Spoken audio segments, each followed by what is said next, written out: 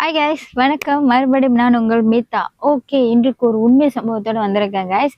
நம்ம அந்த வீடியோக்குள்ள போகிற முன்னாடி நீங்க செய்ய வேண்டியது என்னன்னு பார்த்துக்கிட்டீங்கன்னா, நம்மளோட யூடியூப் சேனல் சப்ஸ்கிரைப் பண்ண மாதிரி கைஸ். வாங்க நம்ம இப்போ வீடியோக்குள்ள போகலாம்.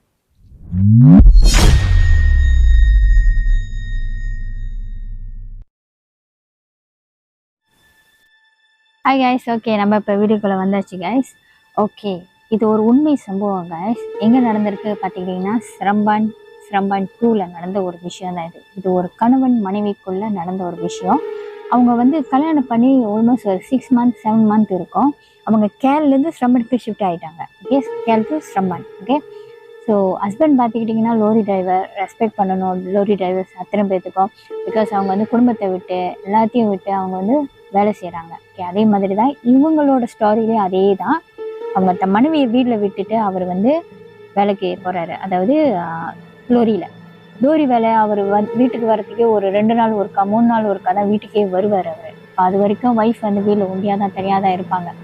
அந்த டைம்லலாம் அவங்களுக்கு வந்து இந்த சோஷியல் மீடியாலாம் அவ்வளோ இன்ட்ரெஸ்ட் இல்லை. அதை யூஸும் பண்ண மாட்டாங்க. இப்போ ஃபேமிலி கூடயா இருந்தாலும் சரி, ஹஸ்பண்ட் கூடயா இருந்தாலும் சரி, ஃபோனில் மட்டும் தான் கான்டாக்ட் வச்சுக்கிட்டே இருப்பாங்க அவங்க. அதுக்கப்புறம் அவங்க வீட்டை சுத்தம் பண்ணுறது, துணி மடிக்கிறது, வீட்டு வேலைகள்லாம் செய்கிறது, அது மாதிரி அவங்களுக்கு டைம் அதுலேயே போயிடும். ஸோ அந்த மாதிரி போகுது அப்படின்னு பார்க்கையில் அவங்க என்ன பண்ணுறாங்க, அவங்களுக்கு ஒரு ஹாபி இருக்குது கைஸ். என்ன ஹாபின்னு பார்த்துக்கிட்டிங்கன்னா, அவங்க வந்து படம் அவ்வளோ அழகாக வரைவாங்க. அவங்க படம் வரைகிறது அவங்களோட ஹாபியே. அப்போ அவங்களுக்கு வந்து ஒரு புக்கில் பேப்பரில் வரைஞ்சி அவங்களுக்கு வந்து சிவரில் வரையணும்னு அவங்களுக்கு வந்து ஒரு ஆசை வந்துருச்சு. இப்போ அவங்க என்ன பண்ணுறாங்க, செவுத்தில் வந்து வரைய ஆரம்பிக்கிறாங்க. அவங்க அந்த மாதிரி செவுத்தில் வரைகிறப்போ ஒவ்வொரு ட்ரிப்பும் அவங்க ஹஸ்பண்ட் கிட்ட வந்து ஷேர் பண்ணுவாங்க. நான் இதுதான் வரைய போகிறேன், இந்த மாதிரி கார்ட்டூன் தான் வரைய போகிறேன் அப்படின்னு சொல்லி ஷேர் பண்ணுவாங்க. அப்போ அந்த மாதிரி ஷேர் பண்ணுறப்ப ஹஸ்பண்டுக்கும் ஓகே நீ இதே வர அப்படின்னு சொல்லுவார். அப்போ ஒரு ட்ரிப்பும் அவங்க வந்து அந்த ஹால்லேயே 4 செவத்துக்குள்ளே அவங்க ஒரு ஒரு ஒரு ஒரு செவரை சூஸ் பண்ணி அந்த இடத்துல அவங்க வந்து வரைய ஆரம்பிக்கிறாங்க. அவங்க வரைஞ்சிக்கிட்டே இருக்கிறப்போ அவங்க வீட்டில் வேற குட்டி பப்பி வேற வளர்க்குறாங்க. ஓகே, ஸோ அந்த பப்பியும் அவங்கள தான் மோஸ்ட் ஆஃப் டைமில் வீட்டில் இருப்பாங்க.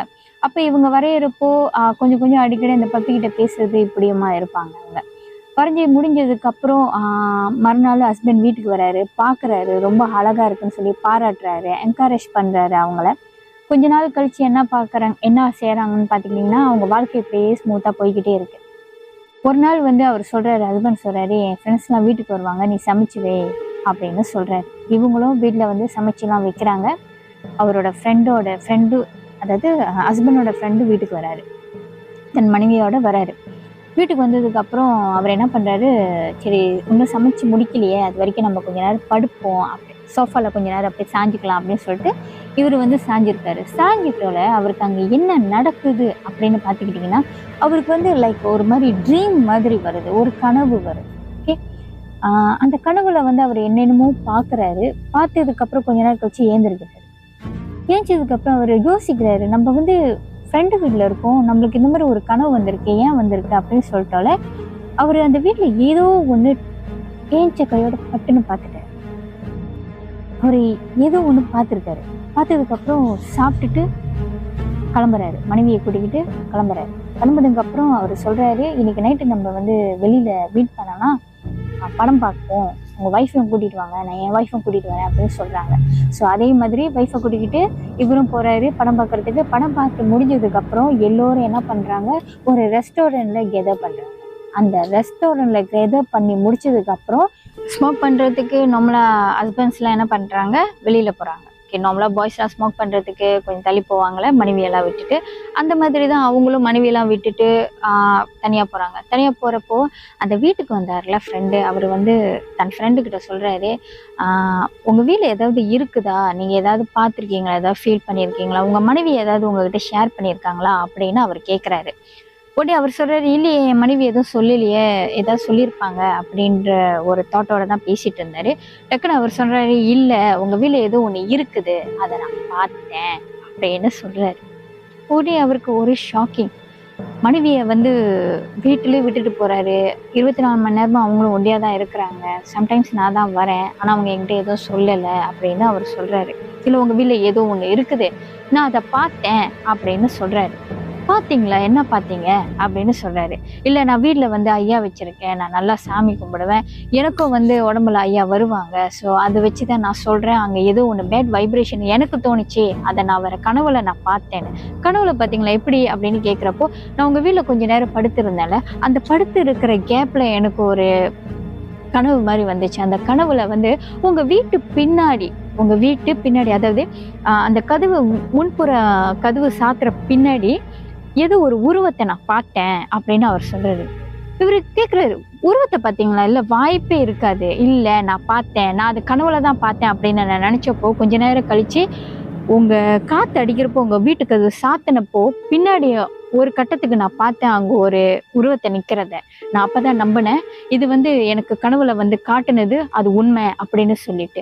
அதுக்கப்புறம் தான் நான் உங்க வீட்ட விட்டு அதாவது சாப்பிட்டுட்டு நான் வெளிய ஆயிட்டேன். ஒன் ஷாட்டா உங்ககிட்ட நான் சொல்லி ஆவணும் இந்த விஷயத்த பத்தி. அதனால தான் இன்னைக்கு நான் உங்கள மீட் பண்ண கூப்பிட்டேன். படம் பார்க்கறதுக்கு. ஒரேடியா இத பத்தி பேசணும் அப்படின்னு சொல்லிட்டு.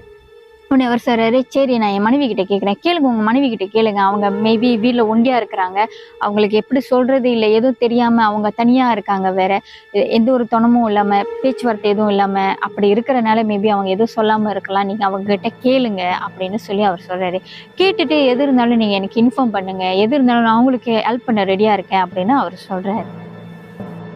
அதுக்கப்புறம் மனைவிய கூட்டிட்டு அவரு வீட்டுக்கு போறாரு. வீட்டுக்கு போனதுக்கப்புறம் மனைவி கிட்ட அவர் கேட்குறாரு, "உனக்கு ஏதாவது" அதாவது அந்த வீட்டுக்குள்ளார போகிற முன்னைக்கே அவர் காடியிலேயே கேட்குறாரு, "உனக்கு ஏதாவது தோணுதா? இல்ல ஏதாவது பார்க்குறியா? வீட்ல ஏதாவது உனக்கு ஏதாவது பிரச்சனையா இருந்தா என்கிட்ட நீ சொல்லு" அப்படின்னு சொல்றாரு.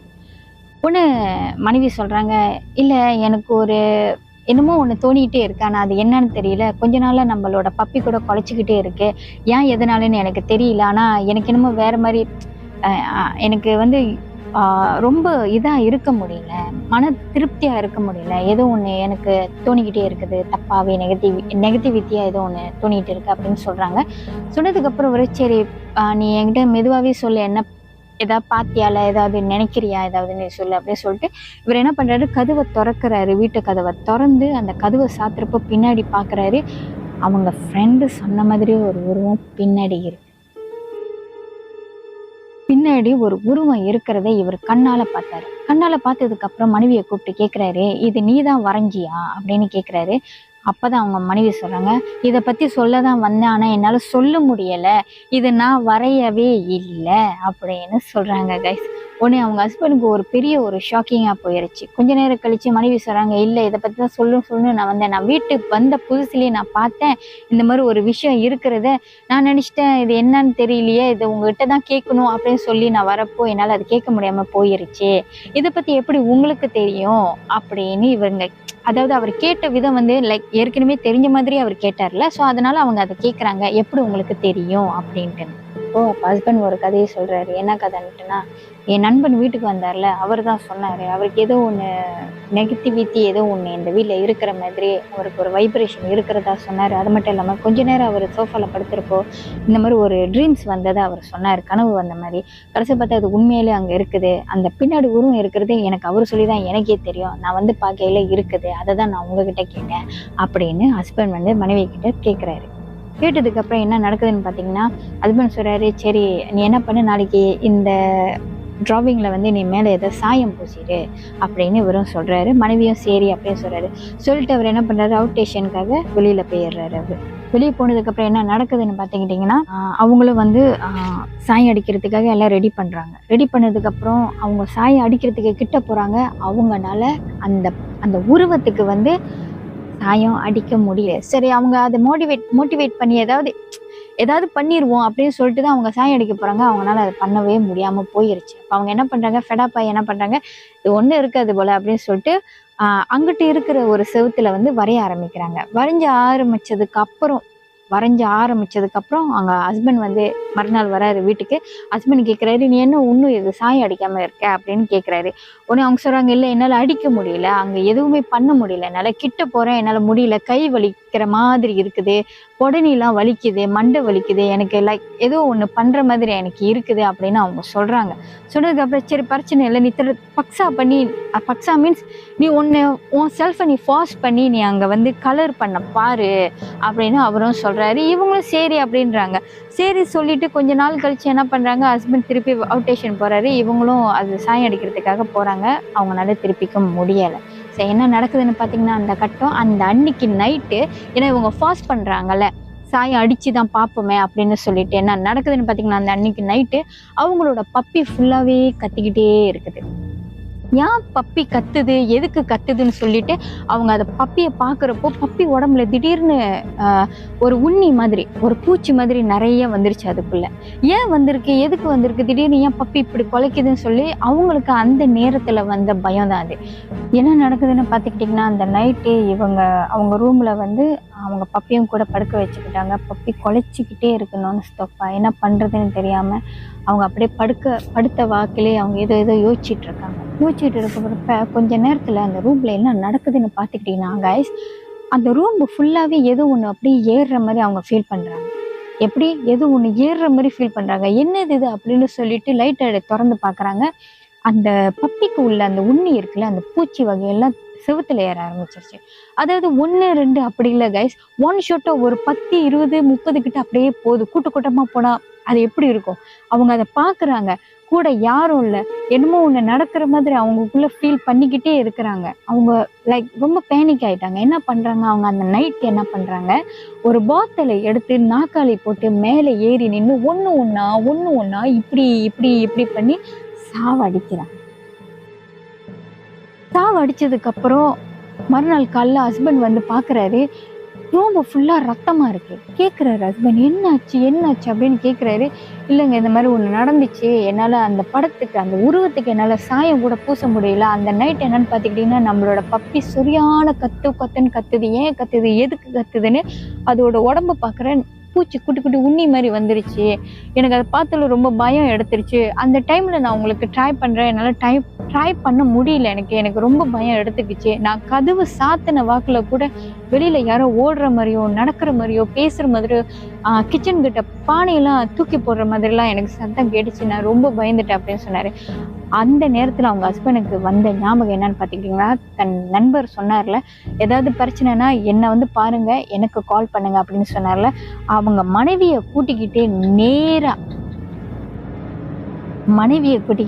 நேரா அவங்க நண்பரை பார்க்க போறாரு. அந்த கோயிலுக்கு, அந்த வீட்டிலே கோயில் இருக்குன்னு சொன்னார்ல, அழைச்சி பார்த்ததுல சொல்றாங்க,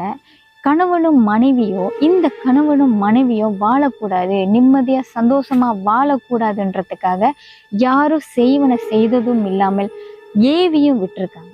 அந்த ஏவிய விட்டதுனாலதான் அந்த பிராணிக்கு வந்து இந்த மாதிரி உடம்பெல்லாம் வந்து உண்ணி வந்திருக்கு. அதாவது சொல்லுவாங்கள்ல காய்ஸ், நம்ம வீட்டில் எந்த பிராணி வளர்த்தாலும் அது உயிர் நம்மளை ஓனரை காப்பாத்துறதுக்காக தன் உயிரை அது கொடுக்கும் அப்படின்னு சொல்லுவாங்கள்ல. இந்த விஷயத்துல அதுதான் காய்ஸ் உண்மை. அந்த பப்பி வந்து உடம்புல அப்படியே வந்து தன் ஓனரை அவங்கள காப்பாத்திருக்காது. ஏன்னா அது அவங்களுக்கு போக வேண்டியது, ஆனா அது எடுத்துக்கிச்சு.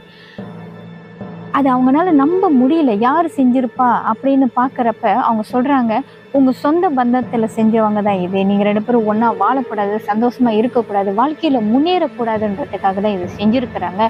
நீங்க இந்த வீட்டுக்கு வரப்போ சாமி கும்பிட்டுருப்பீங்க. அப்போ ஒரு 4 பேர் 10 பேர் நீங்க வீட்டுக்கு இன்வைட் பண்ணியிருப்பீங்க. உங்க சொந்த பந்தத்துல வந்தவங்க தான் ஒரு ஆளு உங்க வீட்டு வாசல்ல வந்து இடுகாட்டு மண்ணை வந்து தூவி விட்டு போயிருக்கிறாங்க. அதுல வந்ததுதான் இது அப்படின்னு சொல்றாங்க. அங்க இருக்கிற உருவம் எதுன்னு பாத்துக்கிட்டீங்கன்னா, உங்களைய வந்து டிஸ்டர்ப் பண்றதுக்காகவும் உங்களை உயிரை எடுக்கிறதுக்காகவும் தான் அந்த உருவத்தை அங்க அவங்க பதிச்சு வச்சு போயிருக்காங்க அப்படின்னு சொல்றாரு.